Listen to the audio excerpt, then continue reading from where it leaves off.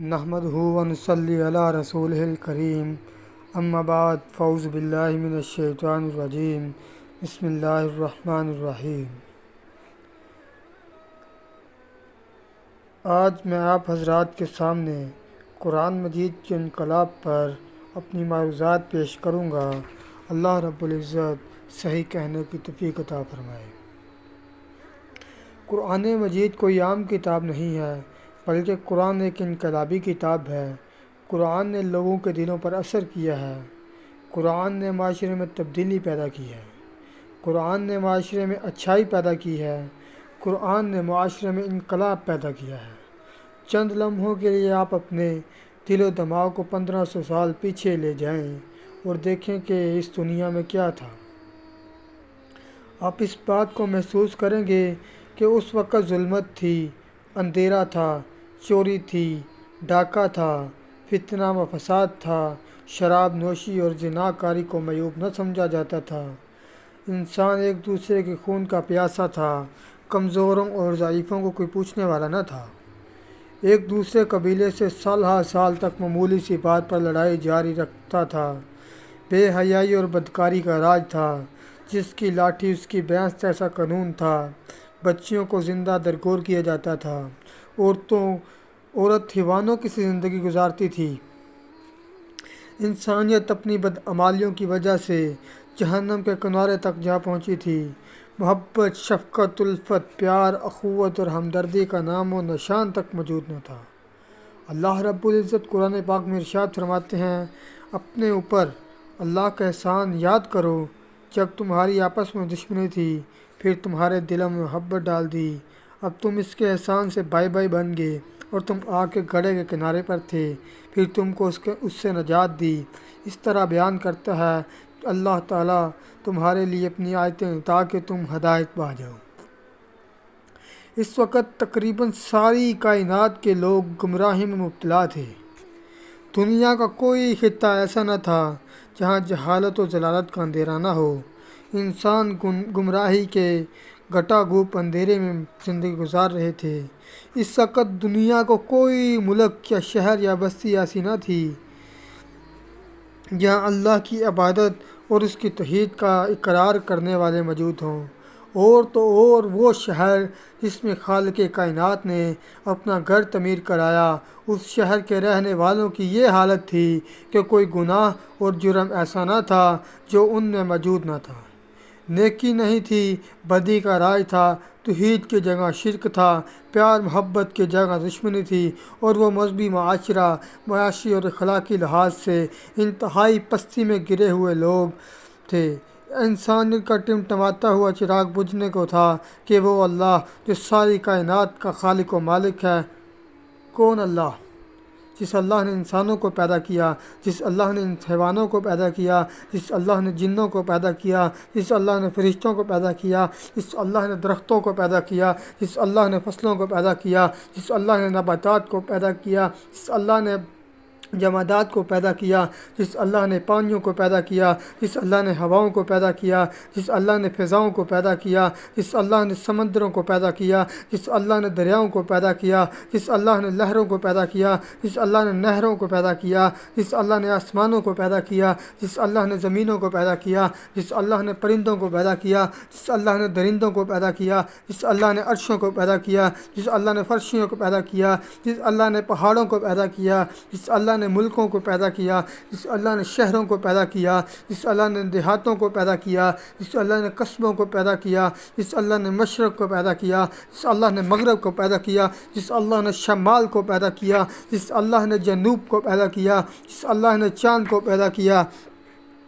جس اللہ نے ستاروں کو پیدا کیا، جس اللہ نے کائنات کی ہر چیز کو پیدا کیا، وہ اللہ جو خزاں کے بعد بہار کو پیدا کرتا ہے، وہ اللہ جو ظلمت شب کے بعد نور سحر کو پیدا کرتا ہے، وہ اللہ جو ہماری دعاؤں کو سنتا ہے، وہ اللہ جس نے تم کو زمین میں اپنا نائب بنایا، وہ اللہ جس نے تم کو صراط مستقیم دکھایا، وہ اللہ جس نے تمہیں اشرف المخلوقات بنایا، وہ اللہ جس نے تم کو خیر الامت کا لقب عطا فرمایا، وہ اللہ جس نے تم کو دین اسلام پیدا فرمایا، وہ اللہ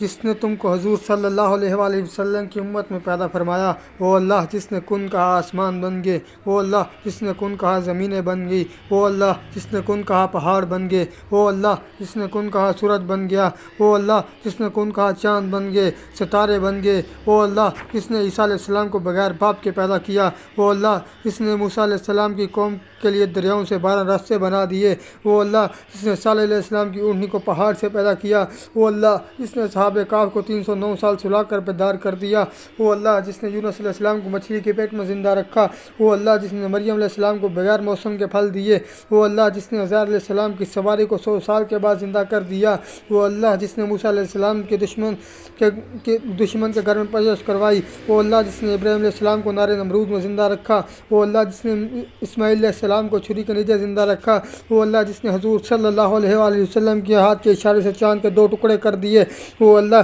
جس نے حضور صلی اللہ علیہ وآلہ وسلم کی دعا سے بارش کر دی، وہ اللہ جس نے حضور صلی اللہ علیہ وآلہ وسلم کی نبوت کی گواہی درختوں سے دلوا دی، وہ اللہ جس نے حضور صلی اللہ علیہ وآلہ وسلم کی رسالت کی گواہی جانوروں سے دلوا دی، وہ اللہ جو میرا بھی رب ہے، آپ کا بھی رب ہے، پوری کائنات کا رب ہے، اسی رب کو انسان کی بدتر حالت پر رحم آ گیا اور اس نے سرکار دو عالم صلی اللہ علیہ وآلہ وسلم کو پیغمبر انقلاب بنا کر بھیج دیا، پھر اس پیغمبر انقلاب کو کتاب انقلاب دے کر ایک انقلاب برپا کروا دیا جو قرآن کا انقلاب ہے، اور پھر اس قرآن نے سب کچھ بدل کر رکھ دیا اور ایسا انقلاب برپا کر دیا کہ دنیا اس کی مثال لانے سے قاصر ہے۔ اس قرآن نے شہروں کو بدل دیا، اس قرآن نے قصبوں کو بدل دیا، اس قرآن نے دیہاتوں کو بدل دیا، اس قرآن نے گھروں کو بدل دیا، اس قرآن نے بازاروں کو بدل دیا، اس قرآن نے مکانوں کو بدل دیا، اس قرآن نے دکانوں کو بدل دیا، اس قرآن نے دفتروں کو بدل دیا، اس قرآن نے زندگیوں کو بدل دیا، اس قرآن نے تجارتوں کو بدل دیا، اس قرآن نے عقیدوں کو بدل دیا، اس قرآن نے تقریبوں کو بدل دیا، اس قرآن نے شادیوں کو بدل دیا، اس قرآن نے خوشیوں کو بدل دیا، اس قرآن نے غمیوں کو بدل دیا، اس قرآن نے معیشتوں کو بدل دیا، اس قرآن نے معاشروں کو بدل دیا، اس قرآن نے منزلوں کو بدل دیا، اس قرآن نے ثقافتوں کو بدل دیا، اس قرآن نے سیاستوں کو بدل دیا، اس قرآن نے اندازوں کو بدل دیا، اس قرآن نے ذہنوں کو بدل دیا، اس قرآن نے ظالموں کو بدل دیا، اس قرآن نے بدمعاشوں کو بدل دیا، اس قرآن نے ڈاکوؤں کو بدل دیا، اس قرآن نے چوروں کو بدل دیا، اس قرآن نے شرابیوں کو بدل دیا، اس قرآن نے زانیوں کو بدل دیا، اس قرآن نے فاسقوں کو بدل دیا، اس قرآن نے جاہلوں کو بدل دیا، اس قرآن نے بدکاروں کو بدل دیا، اس قرآن نے انسانوں کو بدل دیا، اس قرآن نے بوڑھوں کو بدل دیا، اس قرآن نے جوانوں کو بدل دیا، اس قرآن نے بچوں کو بدل دیا، اس قرآن نے مردوں کو بدل دیا، اس قرآن نے عورتوں کو بدل دیا، اس قرآن نے راتوں کو بدل دیا، اس قرآن نے ہفتوں کو بدل دیا، اس قرآن نے مہینوں کو بدل دیا، اس قرآن نے سالوں کو بدل دیا، اس قرآن نے صدیوں کو بدل دیا، اس قرآن نے زمانوں کو بدل دیا، اس قرآن نے عربوں کو بدل دیا، اس قرآن نے عجمیوں کو بدل دیا، اس قرآن نے شمالیوں کو بدل دیا، اس قرآن نے جنوبیوں کو بدل دیا، اس قرآن نے حکمرانوں کو بدل دیا، اس قرآن نے حکومتوں کو بدل دیا، اس قرآن نے مجوسیوں کو بدل دیا، اس قرآن نے مشرکوں کو بدل دیا، اس قرآن نے منافقوں کو بدل دیا، اس قرآن نے کافروں کو بدل دیا، اس قرآن نے صحراؤں کو بدل دیا، اس قرآن نے فضاؤں کو بدل دیا، اس قرآن نے فلسفیوں کو بدل دیا،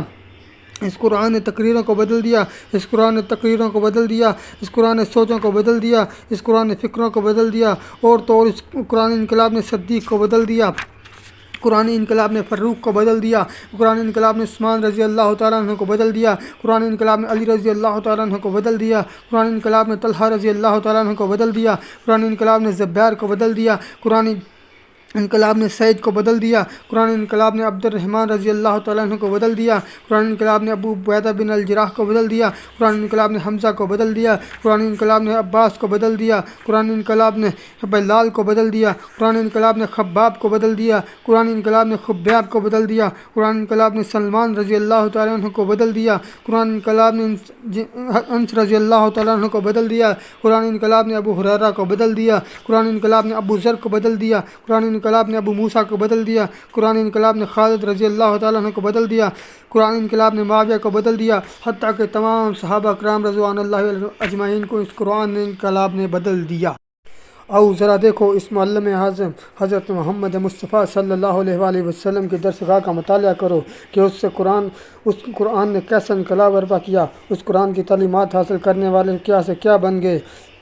میں اس درسگاہ کی طرف دیکھتا ہوں تو مجھے 4 ایسے طالب علم نظر آتے ہیں کہ وہ پوری کائنات میں انبیاء کے بعد ان سے بہتر، اعلی رفع، افضل کوئی دوسرا انسان نظر نہیں آتا۔ صحابہ کرام رضی اللہ تعالیٰ عنہ